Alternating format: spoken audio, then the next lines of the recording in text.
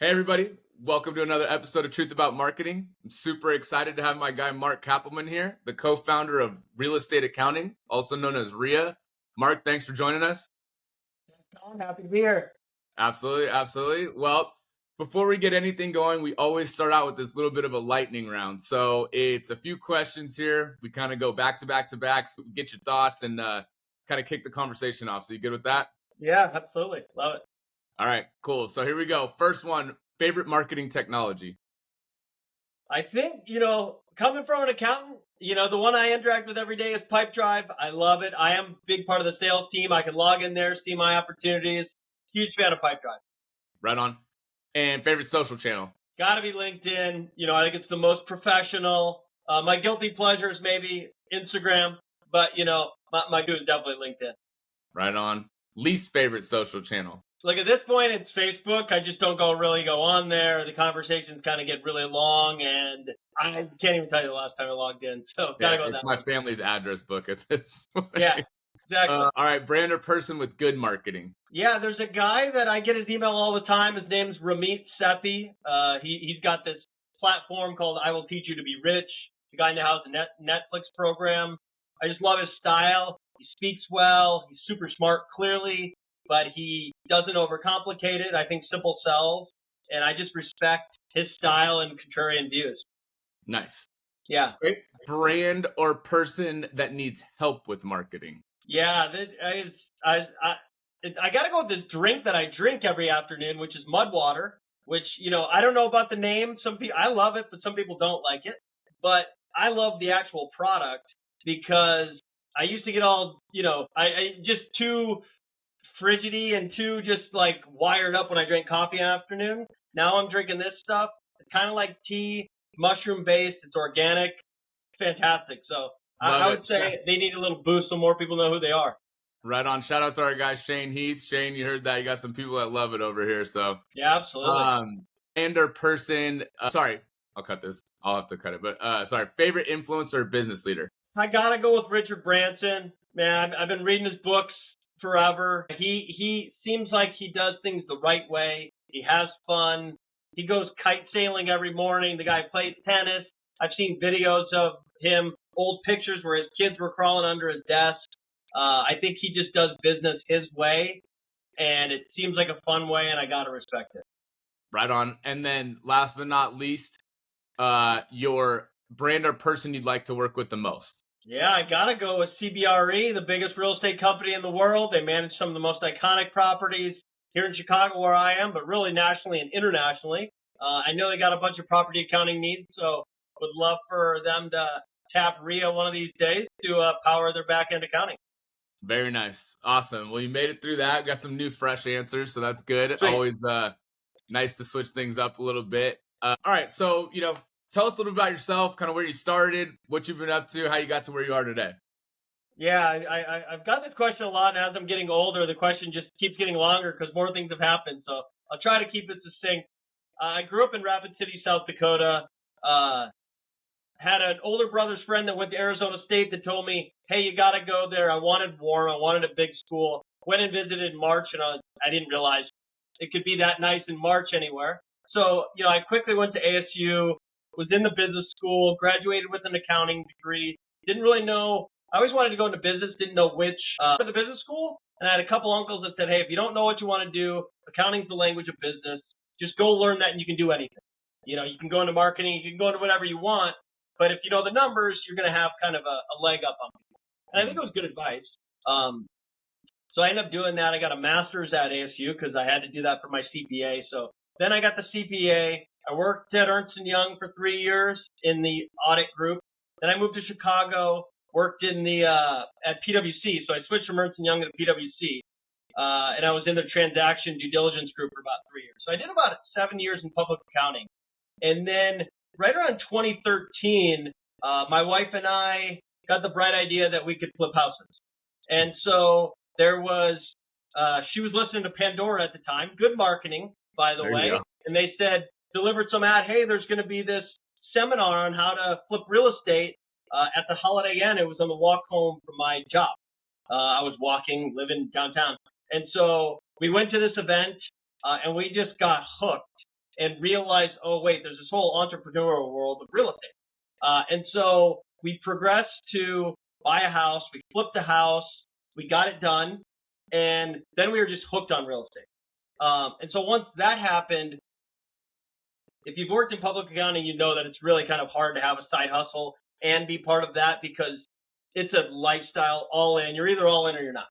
So I left public accounting and actually joined a tech startup, which ended up being an awesome experience. I was the first finance hire. It was a marketing technology company, actually. And I worked there for 7 years. And while I was doing that, I was actually able to have a side hustle. So we went from flipping that one house to flipping like 3 more. We built a house. Then we bought a 6-flat and got introduced to commercial real estate debt. And commercial debt is debt that you're not signing for personally. It's secured by the asset, not by you. So if the loan goes belly up, they can only go after the property, not you. And light bulb just went off. Wow, commercial real estate. I've done rehabbing single-family homes. Let's get into commercial real estate. So started doing that and started doing bigger projects. And as part of that, since I still have the day job, my wife and I outsourced the accounting of the side hustle, right? Because we were doing accounting all day long. Doing deals was fun. Right. Last thing I wanted to do was the accounting for my building, even though I'm an accountant, believe it or not. Right. We outsourced that. We actually did it 2 different times. We had to fire the people both times. They didn't understand all the industry terminology, and there's all sorts of every industry has different acronyms, nuances, terms. And we had expectations. They weren't meeting the expectations. So then it just dawned on us that, hey, look, just like, within law, there's IP lawyers and there's criminal defense lawyers and there's civil lawyers, and medicine, the same thing. Within accounting, there's all these different expertise too. Right. And, there needs to be real estate specific accountants. So we started looking around, at least online. Couldn't find anybody with really kind of a online dominant presence. And that's where the idea for the company came from. Nice. So I was an accountant, then I turned into a real estate guy and realized, okay, now my unique competitive advantage, once we had this accounting experience, is that, hey, look, I'm uniquely qualified to address this problem of real estate specific accountants. Yeah. And that's really where the idea for REA was born. I think that happens a lot these days, right? You get people that, I could talk about it myself as far as marketing, right? It's like you start out in one thing, then you go to another thing and you feel like, hey, I kind of got a good grasp on these 2 things. And then you get somewhere and you go, wow, you're looking around going, well, this guy's trying to get marketing advice from someone that sells t-shirts, but their business is service based, right? They need meetings booked. They need long tail marketing, right? Like, and you go, no. So you realize very quickly that like that kind of, specialized or, 2 things really well, like you said, real estate and accounting, that could be very powerful. And there's a huge market for it. Let's talk about that addressable market, right? Because it is kind of niche, but is it mostly people that own, 5 to 10 properties? Like, is it, someone like me, or is it, someone that owns 100 plus? Like, is it massive companies? What does it look like for you guys? Yeah, it's probably somewhere in the middle, but we can service the big guys. I will tell you, when we started the company, I naively thought that I was the customer. And so I thought the customer was the guy or gal flipping houses on the nights and weekends that might own a couple buildings that needs help with that accounting. And once we actually got the website going, started putting some ad dollars, started putting ourselves out there, we realized that the much bigger opportunity was in property management. Yeah. So now we knew it was kind of not the rehabbers, but it was the property managers. And after some kind of fine tuning, like our typical clients today, so it's really bucketed between residential and commercial. So on the residential side, you're probably looking at minimum 100 units. And then we have clients as large as 10,000. So 100 units is not a huge property manager, but it's not, I just started my company and I have 10 units. That just hasn't proven to be a good fit for us. So I think it's like the medium tail and up in terms of residential. Commercial, it can be as small as a few buildings, because sometimes you have really big buildings generating significant fees. The difference within commercial is it's a lot more, on average, kind of professional. So there's more established budgets. Again, the leases are longer, the income's bigger. There's bigger players involved, like lenders, that might require more reporting. So we have some commercial clients that only have a handful of buildings. but we have other clients that have a couple million square feet. So I think it's not the little guys, but we can certainly do that kind of lower middle tier and up. Okay. Well, let's talk a little bit then, because you kind of have a little bit of a vast addressable market, if you will. So like what has been like, what's worked, what's not worked? Where do you see like more success than not when it comes to this business? Because I think another big part of like marketing, sales, growing a business is like understanding exactly who you're marketing or talking to, who's ideal, right? Your ICP, ideal customer profile, and who is, they're not that great. So we kind of steer away from them. Yeah. Our kind of bread and butter and where we prefer to operate is with people that both own and manage the real estate. That doesn't mean we're not going to work with people that just manage third party. So we kind of bucket it between owner operators and third party. And again, I'll go back to kind of my own unique circumstance, which is I was an owner operator. I still own real estate. So I'm still an owner operator. I manage I own buildings, and then I manage them myself. And my accounting team now at REA does the accounting for the buildings I own. But, there's a big difference between owner operators and third party managers. Owner operators usually they have investors. So we have to send out reporting to investors every month. They have to do K-1s at the end of the year for the partners and their deals. And the accounting's a little more complicated in owner operators. And so again, we're kind of uniquely qualified to address that problem. So that's probably where we've had the most success, is because we're just differentiated from some other people in our industry that are offering the services, because I don't think these people come from a real estate background. Yeah. They don't really understand syndications and closing and how to record the purchases and the cost segregations and the tax side of things. We kind of live and breathe that and are still doing deals ourselves. So that's where we've had the most success. And that's truly the most enjoyable, enlightening work, I think, for me. Okay. And then talk a little bit about, obviously you said you started this was like you and your wife, then you had an idea. Talk a little bit about the beginning of like having that inflection point where you're like, all right, we know this is going to work. Like what was that like lightning moment that you're like, all right, we're going all in on this? Yeah. So it was my business partner and I, Adam, who's not on this call, but he and I, my wife and I started the real estate actually. So once we flipped that first house and made money, then we were all in on real estate. Yeah. So that's how I knew, like, I love real estate. It was a nice entrepreneurial side hustle. In terms of REA, Adam, I was fortunate enough that Adam, when we started the company, he was full-time and I was just working part-time. So as I left my kind of W-2, I negotiated a part-time arrangement with the CEO of the company, who's a dear friend of mine now. And I said, hey, I want to do real estate on the side. I'll work for you guys 2 days a week to kind of pay the mortgage. And I had a couple kids and I needed to kind of do that. And Adam was full-time while I was working part-time. And it just got to the point where I didn't even have time for part-time anymore. And that's when I knew, just based on like, we were closing new clients. And I was the accounting guy, kind of team of one for a while there. And Adam was helping me out too. But once it just became, there was so much work that I couldn't do the job these other 2 days a week. That's when I said, you know what, this is worth a shot. And the worst case is I can always go back and get a job. And that was kind of I think I was lucky and fortunate that I was able to kind of wind down the W-2 while this thing grew. Yeah, no, that's true. I mean, I went through it myself, starting a marketing business, right? Like you get going and you're like, hey, I'm going to have this kind of steady work over here.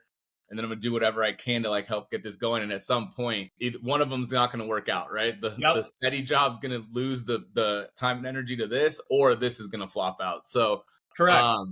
Pretty interesting stuff. So now talk a little bit about, I know, as you guys have continued to grow, you've started now adding new pieces to the business. So talk a little bit about now you're going to add a tax arm. What does that mean for you guys, and how is REA going to build that out? Yeah, super pumped. So we hired a tax leader. I came from PwC. We just hired an individual from PwC, very seasoned guy. We've always wanted to start a tax business. And I think the reason this really dovetails with what I mentioned before, which is our focus is on owner operators, and owner operators have the most tax needs. And so when we think about, Adam and I, what we've always talked about is like provide value, add value to people. how can we uniquely add value, either solving the problems. Most people don't want to do bookkeeping, so it's solving a pain point or creating actual like dollar value for them. Bookkeeping, one could argue mainly a pain point, but you can also find, efficiencies in dollars. But taxes is one of those areas where you can review somebody's tax return and say, you missed X thousand dollars worth of credit. Hire us and we can save you money. That might, and so, the way we're thinking about it is if we can go to our owner operator client, offer tax services, we might be able to get the tax savings, we might be able to find them, might be able to pay for a big chunk of the bookkeeping fee they're already paying us. So tax is one of those areas. Yeah, we got to get K-1 done, but knowledge of real estate tax law and really deep knowledge can save a lot of money. And that's kind of one of the most things I'm excited about to get into tax. Yeah, no, absolutely. I mean, obviously, I think these days, especially as taxes continue to go higher, that people are trying to figure out the best way to save. So I think it seems like a fantastic idea, and you guys will have a lot of success with that. So I'm excited to work on that with you guys for sure. Yep. One of the things that has also happened as you've grown, right, which I think kind of intersects with marketing and business and leadership, this idea of you being a much bigger face now, you having to do a lot more, people wanting to hear from you, like whether it's thought leadership, again, think about everything you just talked about, the experience that you have. You've been a CPA, you've worked in accounting, you've worked in real estate. Understandably, people want to hear from you, right? So talk a little bit about what that's like, and kind of, especially you're early on still as you're starting to do more of this, but talk about what that's been like and kind of how it makes you feel as far as, hey, in 2024 and beyond, like when you're the leader of a business, like this is also a commitment you have to make from a sales and marketing perspective. Yeah, it's a big responsibility. And I've always liked public speaking, so I like these opportunities. I did Toastmasters in college. I was that guy that signed up for that because I thought it would be fun and it was a challenge and I thought it was cool. But yeah, look, it's a responsibility. I think it's one of those things that 10 years ago, I wouldn't be having a conversation like this. I would be working on accounting problems.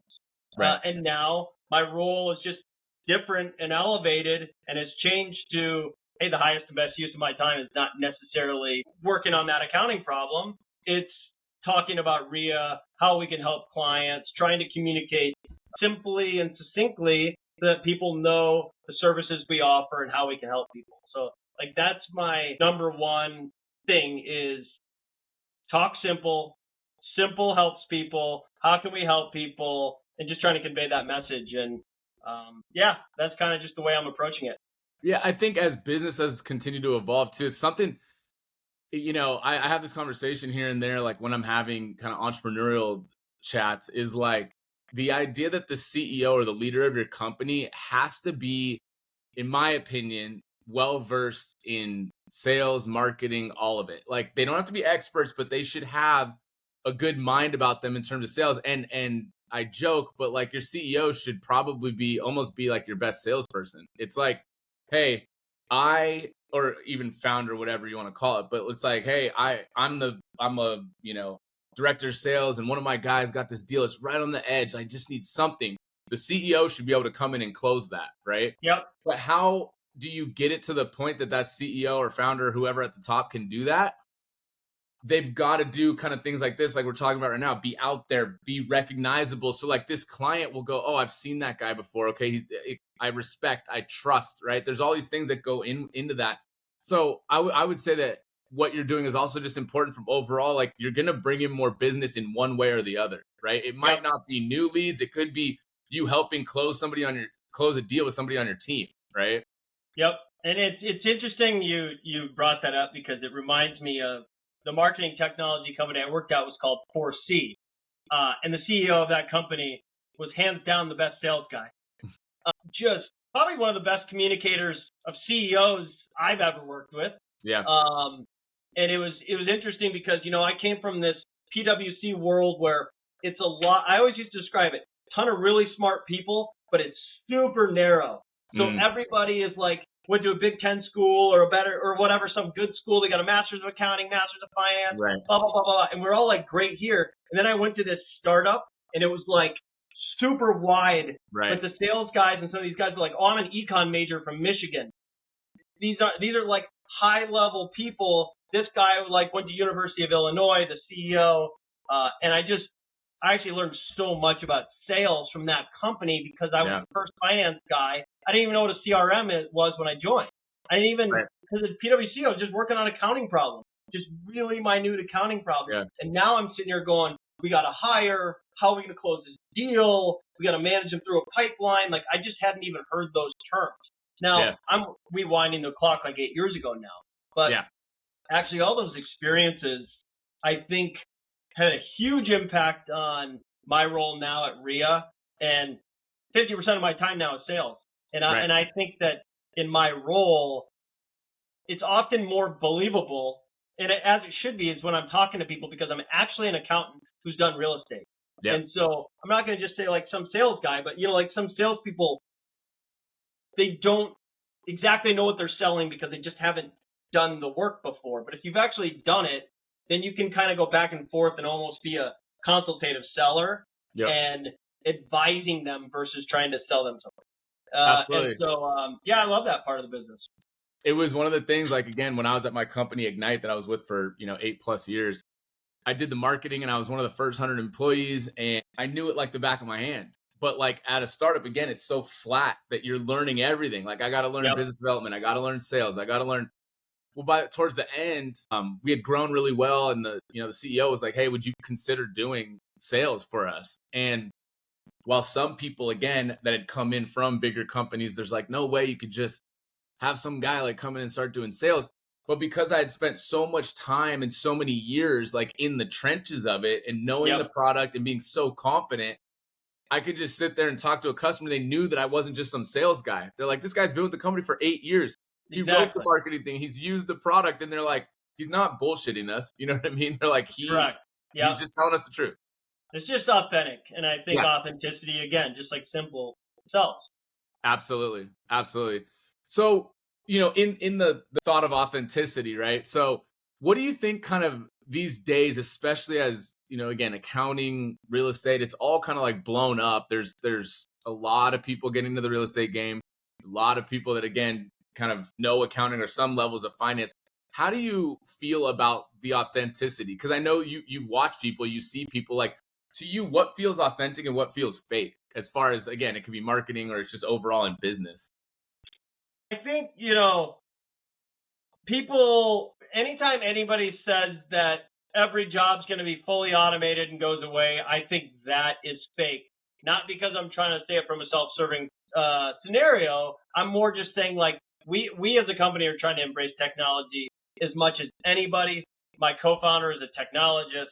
All we're ever talking about is that. But we've always said from day one, this is a tech-enabled business. Like, you have to have really smart accountants that are willing to embrace technology to reduce fees for clients and give them a better product. So I think anybody that's just trying to say, oh, this is all going away, I think that's inauthentic. That's probably one of my biggest ones. I also just think, people that are trying to claim to be real estate accounting experts that have never bought a piece of real estate or have never managed a piece of real estate or ever dealt with a tenant issue or, a closing or a lender issue or a tax issue.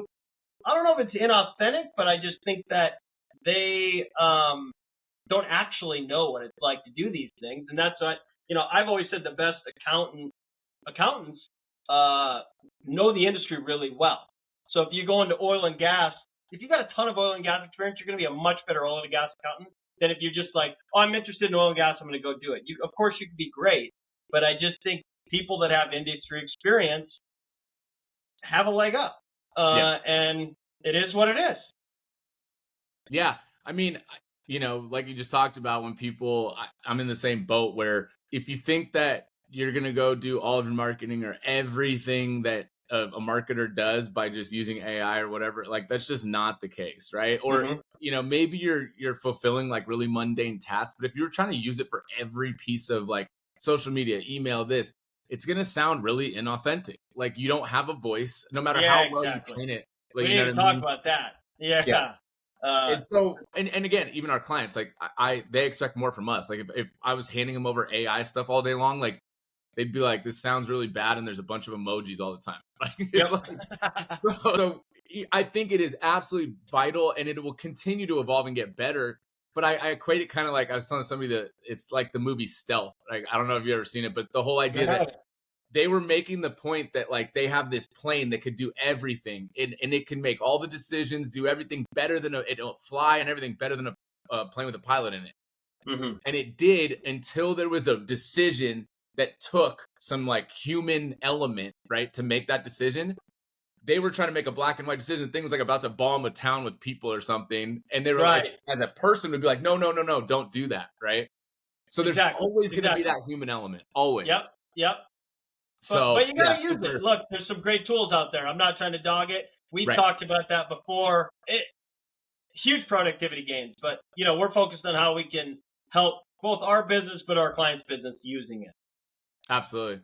So let's talk a little bit about like where you see your industry going. So again, we talked about like evolution of technology and things like that, but how does that impact, real estate and accounting? Like where do you see this industry going in the future? Yeah, I think the holy grail is tech-enabled insights.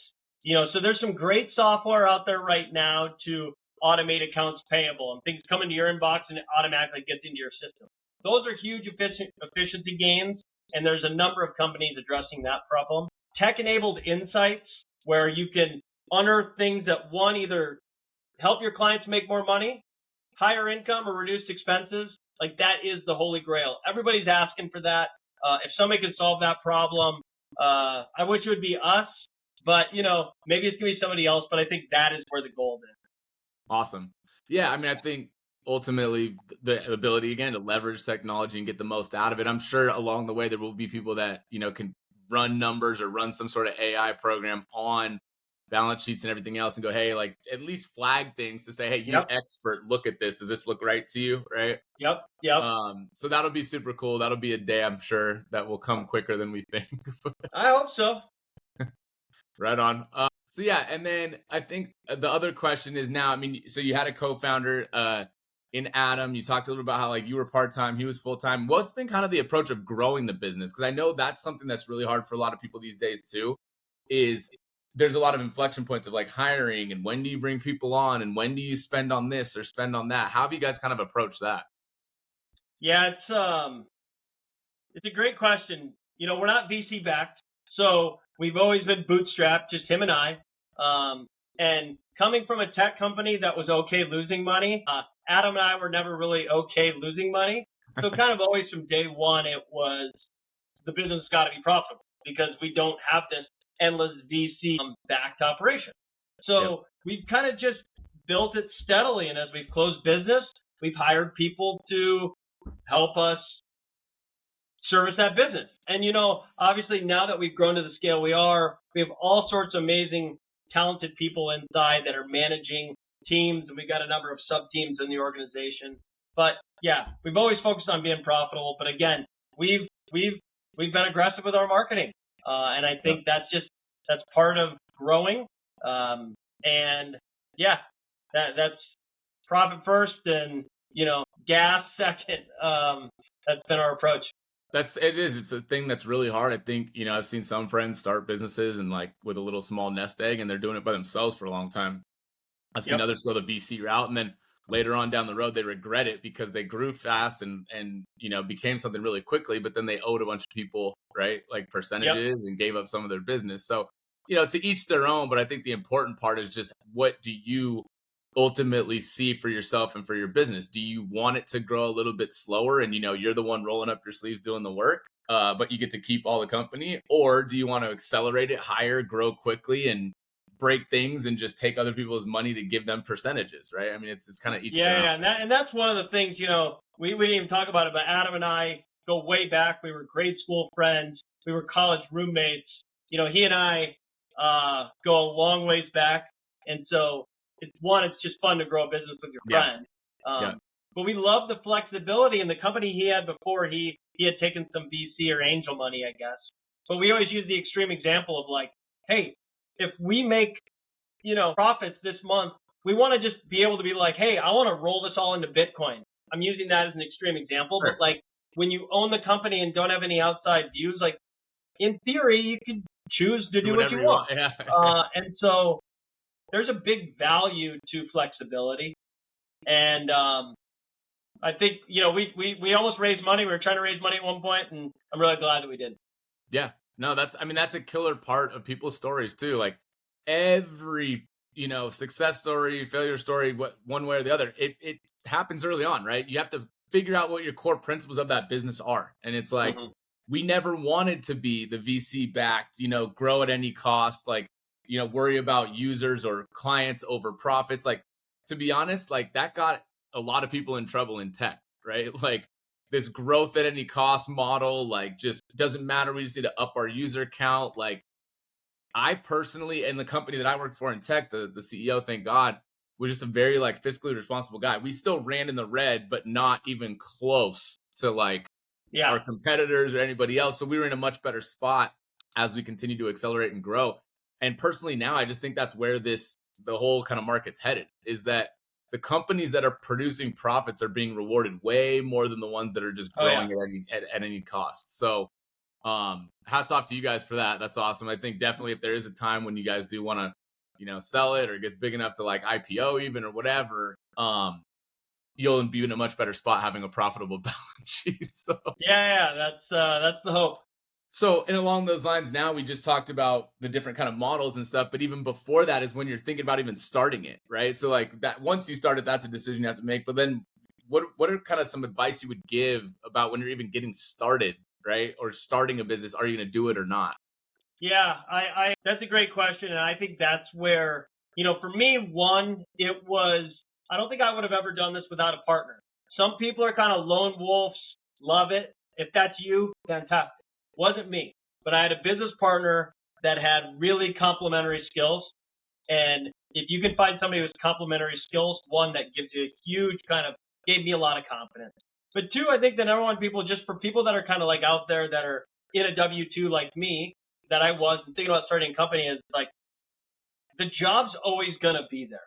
Right. Like, or a job is always going to be there. So when I left PwC to go work for this tech company, I remember telling my wife, hey, look, if this literally flops, I can go back to any other accounting firm. They're going to love to have an experienced accountant to come back. Like, I'm going to be in high demand. These consulting firms have been around over 100 years. I think I'll be okay. And then, when I was leaving to start REA, it was the same thing. I'm like, I can always go back and get a job. So I think actually it's maybe less risk than people really understand, assuming you have some marketable skills. Like, I had my CPA, had a lot of experience. I could always try to go back and be my hand as a real estate guy too. But I think just if you've got some skills to fall back on, then I would have more confidence than maybe you think to go give it a shot and go after your dream or whatever, this entrepreneurial idea, because that's what I did. And so far, so good. I would say the one caveat to the whole thing is the stomach for starting your own business in the beginning. I had a very interesting talk with my father-in-law, right? When I went to go start my own thing, was, hey, I promised that I would always take care of your daughter, this and that. Like, this is unknown for me. Like, I don't know. And no, our lives are not going to be the same. And he basically said, he's like, look, you're going to go do this and it's going to be rough times either way, right? Either you're going to go back and take that job that you've always had, but you'll be resentful because what if, right? You never know because you never tried. Or you're going to go take this new thing and start your own business, but life's different, right? You're struggling for a little bit. You don't have as much income, blah, blah, blah. So that's rough. Yep. He's like, which one would you rather do? And obviously the idea was I'd rather start my own thing and at least know that I tried, right? And so that's how we came to that decision. But to your point, right? Great advice. Once you do it, I don't think that it's as scary as you think. Yeah, you'll have to, eat crow for a little bit and really learn about yourself and things. But worst case, you can go back to a regular job. And I mean, just like you, I took a pay cut. I'm sure you did for a while. But Absolutely. I go back to what I said earlier, which is flexibility has a lot of value to it too. So it's not just actual dollars. You got to look at like the whole picture, and flexibility of time and owning your time. I put a lot of value on all those things. Absolutely. So when now you've gotten to this stage, and I kind of mentioned earlier, like, hey, whether you guys get bought, IPO, what would be like the next inflection point, or have you thought about an exit, or like, again, you have a business partner, right? I do too. Like we're still so early that we don't really have those discussions just yet, but like the idea of like, hey, where's your inflection point, or what's an exit look like for you guys? Honestly, we always just say like we're both fairly quote unquote young, have young kids. I don't know what I would do if I sold it.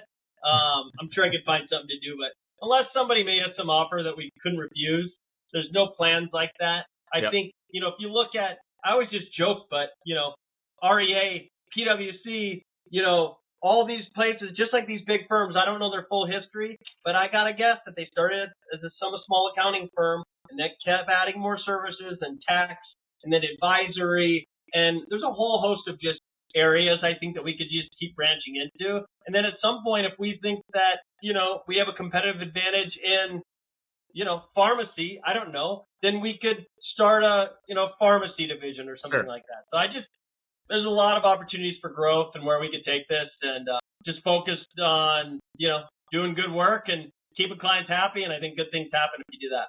Yeah. Well, we're really excited about the growth, or the short-term expansion plans of the tax business. So I think that's going to be awesome. Really excited to get that launched and going. And so, I spend this whole time asking you questions, but I think it's important. Like, is there anything that you have to ask me? Yeah. What do you think of what we're doing at REA? I have had a blast doing it, right? And again, it's for me, like one of the biggest things of marketing is like challenges, right?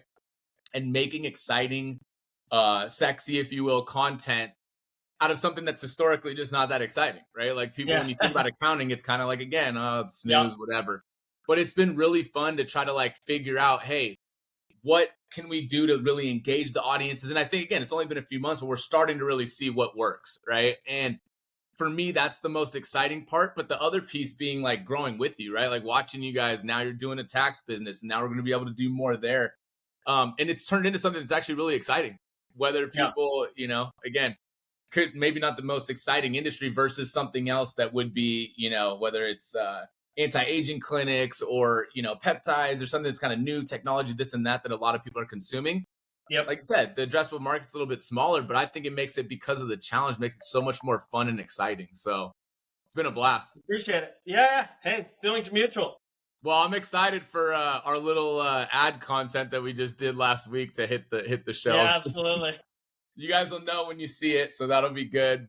Yeah, well, shout out to you and to Adam and everybody at REA. I appreciate you for coming on. It's always a good time, and we'll look forward to talking to you here again soon.